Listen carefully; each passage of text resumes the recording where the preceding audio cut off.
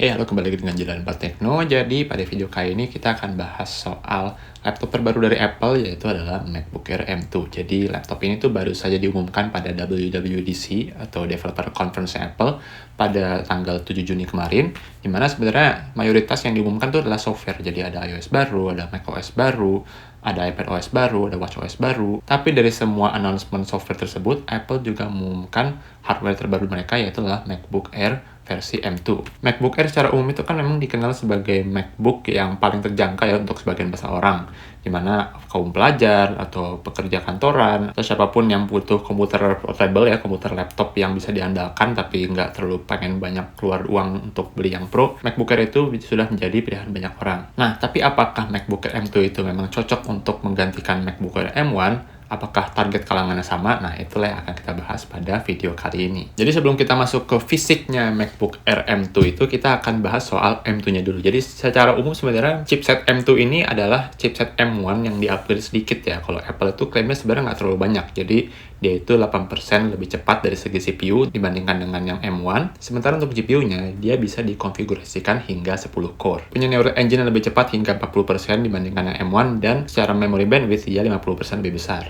Dengan demikian, M2 itu jadi bisa support hingga 24 GB dibandingkan sebelumnya M1 itu hanya support hingga 16 GB. Buat Anda yang suka editing, bandwidth video decoder juga lebih besar dibandingkan yang M1. Sementara untuk GPU-nya, kata Apple nih, dia bisa lebih cepat hingga 2,3 kali lipat dibandingkan dengan Intel i7 yang 12 Gen versi U. Ya, ini menurut saya sih bukan target yang tinggi-tinggi amat, karena kalau menurut saya kalau mau lebih seru ya saingannya sama RDNA 2 yang ada pada Ryzen 6000 series. Oke, untuk GPU-nya kurang lebih seperti itu. Sekarang kita bahas soal fisiknya MacBook Air M2.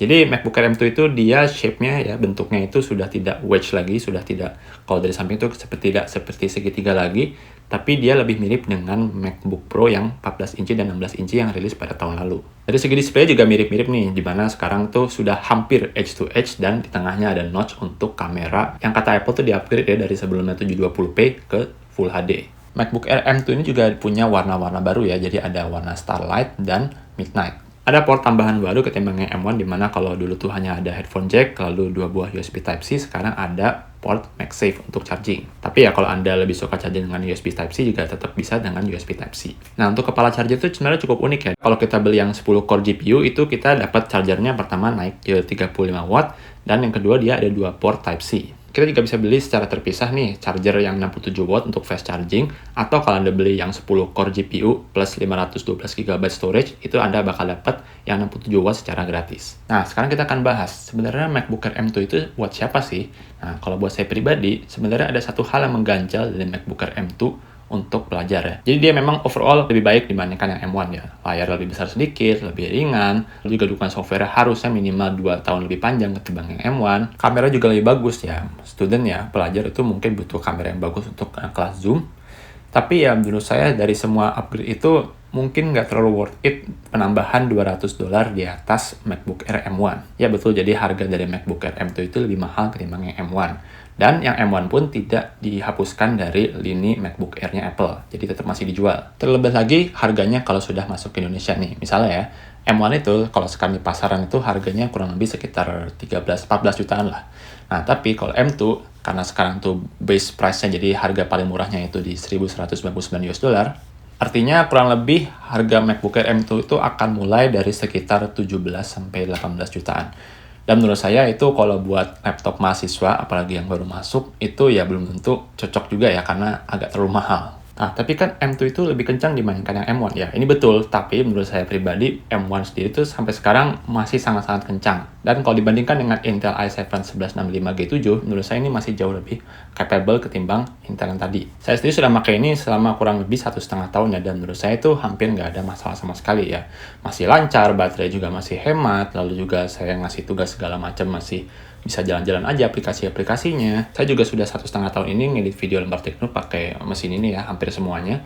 Dan menurut saya lancar-lancar aja, selama video itu masih Full HD dan nggak terlalu banyak special effect waktu editing. Oh ya, untuk software-nya saya pakai DaVinci Resolve. Nah, dengan demikian saya nggak melihat nih kalau mahasiswa itu butuh performa yang lebih dari M1 kalau memang tugas-tugas kuliah itu lebih mayoritas ke misalnya ngetik, lalu presentasi, lalu browsing internet, lalu mungkin sesekali harus video editing, ya ini menurut saya sudah sangat-sangat cukup. Tapi kalau Anda itu mahasiswa yang mungkin banyak graphic design, ya mungkin Anda tuh butuh performa lebih. Tapi ya kalau menurut saya pribadi, kenapa kalau memang ada dananya, nggak langsung sekalian ke M1 Pro yang ini lebih kencang dibandingkan M2. Jadi supaya mudah membayangkannya, M1 itu seperti Core i5, M1 Pro itu seperti Core i7, sementara M1 Max itu seperti Core i9.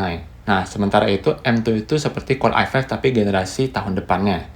Dimana ya dia pasti lebih kenceng dibandingkan Core i5 tahun lalu, tapi dia masih kalah dengan Core i9 tahun lalu. Ini hanya perumpamaan saja ya, dimana kalau secara performa itu M1 sebenarnya agak lebih mirip ke Core i7. Atau kalau Anda itu benar-benar terbatas dana, misalnya Anda itu terbatas pada dana 14 juta atau 15 juta, tapi Anda tuh butuh komputer untuk graphic design, ya menurut saya kenapa nggak sekalian cari laptop Windows yang gaming ya, dimana selain dia harusnya jauh lebih powerful secara grafik karena mungkin punya graphics card Nvidia ya, RTX 3050 atau mungkin 3060 kalau Anda beruntung. Atau kalau Anda itu malah ngincar kompatibilitas, mungkin Anda nggak cocok untuk beli Mac ya. Misalnya Anda itu student engineering, di mana Anda tuh bakal install segala macam software engineering, misalnya seperti Abacus atau SolidWorks, atau misalnya ANSYS, atau pemodelan finite element lainnya yang benar-benar cuma ada di Windows ya. Menurut saya lebih cocok untuk beli laptop Windows aja. Jadi untuk mahasiswa, menurut saya, sebelum Anda kepikiran untuk beli Mac, pertama lihat dulu nih Anda selama kuliah itu bakal pakai software apa saja. Apakah Anda tuh kuliah engineering-nya bakal pakai software Windows, ya itu berarti Mac sudah no ya, sudah jangan masukkan ke dalam list. Nah, tapi kalau Anda itu memang jurusan mungkin yang gak terlalu banyak pakai software khusus, ya misalnya jurusan yang sosial gitu, social science, ya mungkin M1 itu cocok. Nah, untuk M1 atau M2 tadi saya sudah jelaskan, ya silakan dipikirkan mana yang terbaik untuk Anda dan sesuaikan juga dengan budgetnya.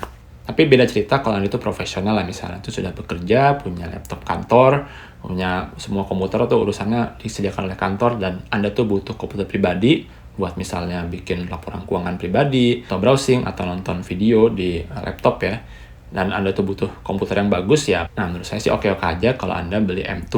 Atau Anda misalnya punya bisnis pribadi nih, Anda tuh mungkin entrepreneur, lalu Anda itu punya online shop, atau Anda sering meeting dengan klien secara online. Nah, menurut saya mungkin M2 bisa jadi investasi yang bagus karena pertama dia ya, looks better ya, dia penampilan tuh lebih modern ketimbang yang M1. Dia juga punya webcam yang lebih baik dan tentunya punya prosesor yang lebih kencang, sehingga meskipun $200 lebih mahal, setidaknya overall lebih baik dibandingkan M1 dan harapannya sih bisa lebih memuluskan bisnis Anda. Oke, demikian aja pendapat singkat saya soal MacBook Air M2. Jadi, apakah Anda tuh kekeh Anda pengen beli MacBook Air M2 meskipun $200 lebih mahal, atau Anda lebih memilih untuk beli MacBook Air M1 saja karena lebih murah? Silahkan like video ini juga jika dirasa bermanfaat, subscribe jika tidak ingin ketinggalan konten dan teknologi lainnya. Saya Jun dan terima kasih telah menonton.